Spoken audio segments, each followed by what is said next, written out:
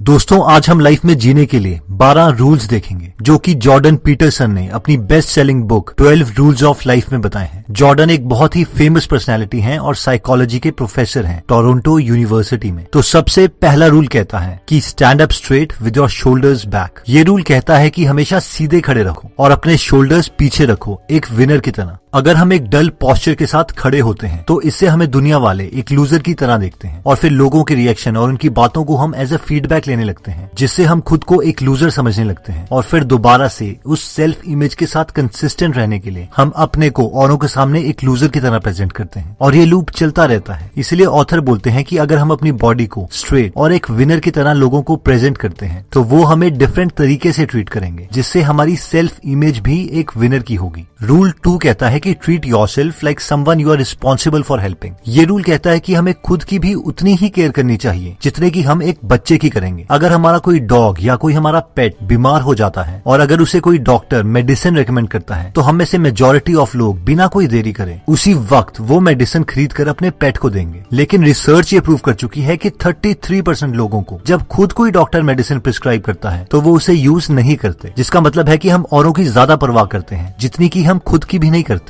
Rule 3 आता है make friends with people who want the best for you. ये rule कहता है कि उन्हीं से दोस्ती करो जो लोग बुरे वक्त में आपकी मदद करें। कंपनीज में ज्यादातर देखा गया है कि किसी अंडर अचीवर को एक हाई परफॉर्मिंग टीम में डाल दिया जाता है, ये सोचते हुए कि उस अंडर अचीवर की परफॉर्मेंस भी टीम में और लोगों की तरह इंप्रूव हो जाएगी। मगर स्टडीज ये बार बार प्रूव कर चुकी है कि ज्यादातर केसेस में अंडर अचीवर की बुरी आदतें टीम को डिक्लाइन करती है, ना कि इम्प्रूव। इसलिए ऑथर कहते हैं कि अपने नए दोस्त बनाने के लिए हमें बहुत चूजी होना पड़ेगा। इसका मतलब ये नहीं है कि हम मतलबी हो गए हैं, क्योंकि हेल्प करना फ्रेंडशिप में दोनों तरफ से होता है। जब हम लो फील कर रहे होते हैं, डीमोटिवेटेड फील कर रहे होते हैं, तो हमारे दोस्त हमें मोटिवेट करेंगे और जब वो लो एनर्जी स्टेट में हैं, तो हमारा भी फर्ज बनता है कि हम उन्हें याद दिलवाएं कि उनमें बहुत कैपेबिलिटी है और वो किसी भी डिफिकल्ट स्टेज को पार कर सकते हैं। रूल 4 आता है compare yourself to who you were yesterday not with someone else. ये रूल कहता है कि अगर हमें लाइफ में प्रोग्रेस करनी है तो अपनी आज की परफॉर्मेंस को अपनी कल की परफॉर्मेंस के साथ कंपेयर करो, ना कि किसी और की परफॉर्मेंस के साथ। ऑथर बोलते हैं कि इस धरती में 7 बिलियन लोग हैं और बहुत सारे लोग आपसे आपकी ही फील्ड में अच्छे होंगे, और अगर हम अपने को औरों से कंपेयर करते हैं तो हर वक्त हमारे पास दुखी होने का रीजन होगा। फॉर एग्जाम्पल, अगर आप अपने को अपने दोस्तों के साथ कंपेयर करते हैं और देखते हैं कि आपके फ्रेंड्स आपसे बहुत ज्यादा फाइनेंशियली अच्छे हैं, तो आप अपने को एक कंप्लीट फेलियर मान सकते हो। लेकिन अगर आप अपने को देखो कि आपने पिछले साल के कंपैरेटिवली इस साल अपनी फैमिली के लिए बहुत कुछ किया, तो यही बात हमें बहुत पॉजिटिव एनर्जी दे सकती है। रूल 5 आता है do not let your children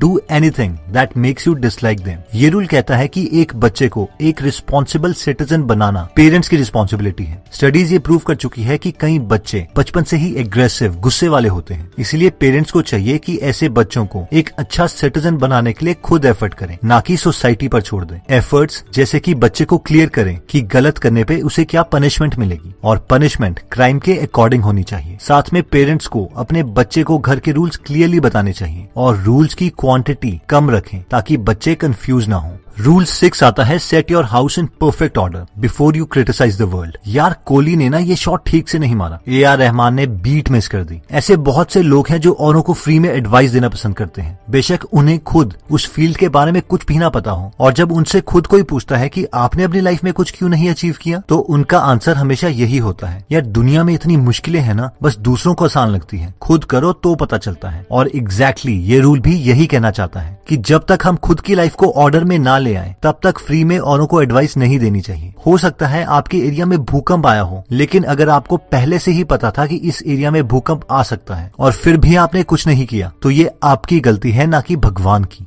rule 7 कहता है कि एक मीनिंगफुल लाइफ जियो, ना कि सिर्फ अपनी खुशी के लिए। आपने ये बंदर की कहानी जरूर सुनी होगी। एक बार बंदर को पकड़ने के लिए एक डब्बे में एक बिस्किट रखा गया। इस डब्बे में होल था जिससे बंदर अंदर खाली हाथ तो डाल सकता था, लेकिन बिस्किट को पकड़कर बंद मुट्ठी बाहर नहीं निकाल सकता था। और ऐसा ही हुआ, जब बंदर ने वो बिस्किट पकड़ा तो बंद मुट्ठी के कारण उसका हाथ बाहर नहीं निकल रहा था, लेकिन उसने अपनी लालच की वजह से उस बिस्किट को नहीं छोड़ा और फाइनली शिकारी के जाल में पकड़ा गया। इस स्टोरी का मॉरल ये है कि हमें भी अपनी लाइफ में रूल सेट करने हैं एक डिग्निटी वाली लाइफ जीने के लिए। उन रूल्स को किसी इमीडिएट खुशी के लिए कुर्बान नहीं करना है। रूल 8 आता है टेल द ट्रूथ और एटलीस्ट डोंट लाई। ये रूल कहता है कि झूठ मत बोलो, खास करके खुद से। फॉर एग्जाम्पल, अगर आपने सोचा हुआ है कि आप फॉरेन में मैरिज करेंगे, आप बहुत ही शानदार पार्टी देंगे, सारे फ्रेंड्स को बुलाएंगे, ये एक अच्छा गोल है, लेकिन हो सकता है कि हम खुद को ही बेवकूफ बना रहे हों, क्योंकि हो सकता है कि फाइनेंशियली अभी तक हमने इतना ग्रो नहीं किया है कि हम ये सब अफोर्ड कर सकें। ऐसी कई चीजें हैं जहाँ पर हम रियलिटी जानने के बावजूद खुद को बेवकूफ बना रहे होते हैं। इसका मतलब ये नहीं है कि हमें बड़े गोल्स नहीं रखने हैं, बल्कि इसका मतलब यह है कि हमें रियलिस्टिक और फ्लेक्सिबल गोल्स रखने हैं। जैसे जैसे हम लाइफ में ग्रो करेंगे, हमारा दुनिया को देखने का नजरिया बदलेगा और हो सकता है हमारे गोल्स भी बदल जाए। इसलिए हमें एटलीस्ट खुद से झूठ नहीं बोलना है। रूल 9 आता है assume that the person you are listening to might know something you don't। ये रूल कहता है कि जब भी हम किसी से बात करते हैं तो हमारा मेन मोटिव होना चाहिए कि हम उनसे कुछ ऐसा सीखें जो हमें पहले मालूम नहीं था। किसी भी कॉन्वर्सेशन का मेन गोल ये होता है कि दो लोग अपने इंडिविजुअल आइडियाज से एक ऐसा आइडिया बनाए जो उन दोनों आइडिया से बेटर हो। लेकिन आजकल के टाइम में लोग अपनी बातों को और अपने दुख को दूसरे को बताना ज्यादा प्रेफर करते हैं एज कम्पेयर टू दूसरों की बातें सुनने से। कई बार हमें दूसरों के आइडिया सुनने से दुख हो सकता है, क्योंकि हमारे आइडियाज जिन पर हम बचपन से यकीन कर रहे थे, हो सकता है वो गलत निकले। लेकिन ये एक प्राइस है जो हमें पे करना ही पड़ेगा अगर हमने इम्प्रूव और ग्रो करना है। रूल 10 आता है be precise in your speech. Life बहुत कॉम्प्लेक्स है और इसे समझने के लिए मेजॉरिटी ऑफ ह्यूमंस सिर्फ उतने पार्ट को ही सीखते हैं जो उनकी लाइफ के लिए इम्पोर्टेंट है। अब ऑब्वियसली हम दुनिया के सारे कॉन्सेप्ट्स तो नहीं सीख सकते, लेकिन ऑथर बोलते हैं कि हमें चीजों को अपनी जरूरत से ज्यादा सीखना चाहिए और उसके लिए क्लियर लैंग्वेज यूज करनी चाहिए। फॉर एग्जाम्पल, अगर हम बीमार हैं तो हमें डॉक्टर को बहुत क्लियर डेटा देना पड़ेगा कि हमारे साथ क्या हुआ है, कि क्या पहले हमारा पेट दर्द कर रहा था या फिर हमें फीवर था, क्या हमारा पेट दर्द कुछ स्पेसिफिक खाने के बाद हुआ और वो क्या चीज थी जो हमने खाई और पेट दर्द स्टार्ट हो गया, और वो क्या चीज थी जो हमने खाई। ज्यादातर बीमारियों को डॉक्टर्स इसीलिए डायग्नोज नहीं कर पाते क्योंकि पेशेंट्स उन्हें क्लियर डेटा ही प्रोवाइड नहीं करते। इसलिए ऑथर बोलते हैं कि इन इम्पोर्टेंट केसेस में हमें एकदम प्रिसाइज लैंग्वेज का इस्तेमाल करना चाहिए। रूल 11 आता है do not bother your children when they are skateboarding. इस रूल में बेसिकली ऑथर कहना चाहते हैं कि अपने लव्ड वंस को रिस्क के लिए प्रिपेयर करना एक ज्यादा बेटर ऑप्शन है एज कम्पेयर टू उन्हें वो रिस्की काम ही ना करने देने से, क्योंकि लाइफ में बहुत सारी चीजें हैं जो रिस्की हैं। इसके लिए मैं आपको अपनी लाइफ का एक पर्सनल एग्जांपल देना चाहता हूँ। अगर आपको याद होगा तो 2014 में हिमाचल प्रदेश मंडी डिस्ट्रिक्ट में 24 इंजीनियरिंग स्टूडेंट्स की पानी में डूबकर डेथ हो गई थी, क्योंकि वहां पर हाइड्रो प्लांट का टेररिस्ट गेट खोल दिया गया था और ये बात स्टूडेंट्स को पता नहीं थी। अब इस इंसिडेंट के बाद मैक्सिमम पेरेंट्स ने अपने बच्चों को बताया कि उन्हें पानी के पास कभी नहीं जाना है और इवन उनसे प्रोमिसेस ली गई कि वो ऐसा कभी नहीं करेंगे। लेकिन मेरे एक रिलेटिव ने, जो कि पहले इंडियन नेवी में थे, उन्होंने अपने लड़के को पहले स्विमिंग सिखाई और एक दिन उसे रिवर के पास ले जाके धक्का दे दिया, सिर्फ ये देखने के लिए कि वो ऐसी सिचुएशन में कैसे रिएक्ट करता है। और एज एक्सपेक्टेड वो आराम से तैरकर किनारे में आ गया। ये एक बहुत ही कैलकुलेटिव रिस्क था, क्योंकि मेरे रिलेटिव अपने लड़के के साथ थे और अगर वो पैनिक करता तो वो उसे बचा लेता। अब पॉइंट ये है कि हर पेरेंट्स अपने बच्चे को प्यार करते हैं, लेकिन बेटर ऑप्शन क्या है? अपने लव्ड वंस को रिस्क से एकदम दूर रखना, जबकि कभी ना कभी उन्हें लाइफ में रिस्क आएंगे ही आएंगे, या फिर उन्हें रिस्क के लिए प्रिपेयर करना। रूल 12 आता है पेट अ कैट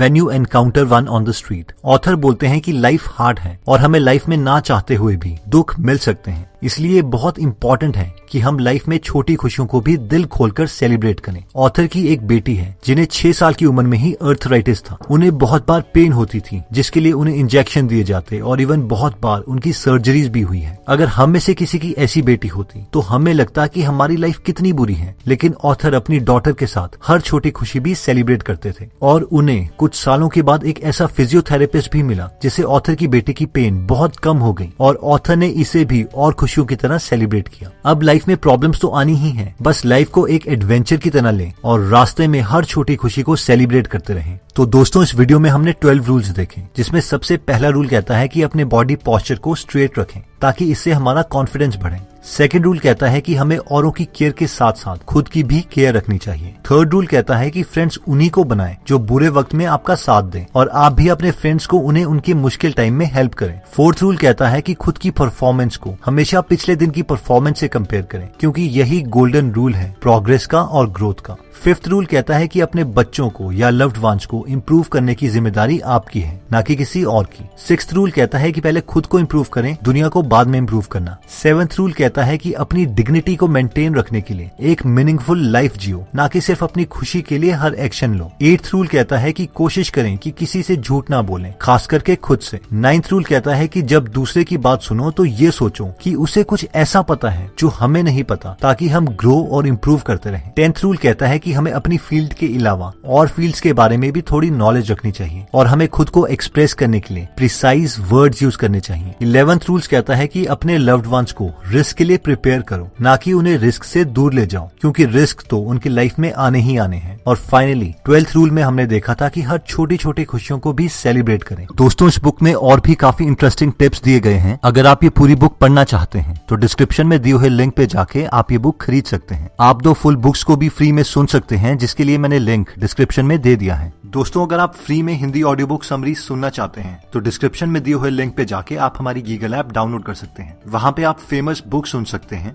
जैसे कि the miracle morning, you can and you will, how to make friends and influence people, E myth revisited, 0 to 1, Chanakya Niti, the one thing, power of habit, wings of fire, the monk who sold his Ferrari and many more. और हर हफ्ते इस app में हम एक नई audio book summary डालते हैं। दोस्तों, कमेंट सेक्शन में आप बता सकते हैं कि आप नेक्स्ट वीडियो किस टॉपिक पर चाहते हैं, ताकि हमें भी फीडबैक मिले और उसी टॉपिक्स को हम कवर करें। इस चैनल को जरूर सब्सक्राइब कर लीजिए और बेल का बटन दबा दीजिए, ताकि आप ऐसी नॉलेजेबल वीडियोस कभी मिस ना करें। और इस वीडियो को लाइक जरूर कीजिएगा, ताकि हमारा कॉन्फिडेंस बढ़े।